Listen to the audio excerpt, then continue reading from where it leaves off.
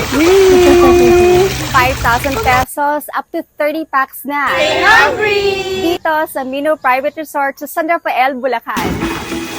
Hey everyone! Nandito tayo ngayon sa San Roque, San Rafael para mag-staycation sa isang private resort. So tara! Ang Mino Private Resort ay isang less than 500 square meter property na nasa Barangay San Roque sa San Rafael. First low as 5K lang, pwede na ma-enjoy ng up to 30 packs itong mini private resort. Meron silang 3 swimming pools. Ito yung kanila adult pool. Kiddie pool na may slide and jacuzzi. Tapos meron pang isa doon. Yes, 5K for a day tour, that's 9 a.m. till 5 p.m. 9K naman for overnight stay from 7 p.m. till 7 a.m. At 12,000 pesos for a 22-hour stay. Meron silang 2 family room. Meron silang kubo room na good for barkada. Ito naman yung kanilang pang-apat na room. Air-conditioned din to. Meron silang amenities like view decks. Ito yung tambayan na may farm view at kung suswertehin ka, meron ding Arayat view. May outdoor kitchen sila and 2 common toilet and bath. Meron silang kalan, mini griller, tsaka mga kaldero. May kasama ng mineral water and video okay. Pwede rin kayo magpa-event dito sa malaki nilang function hall.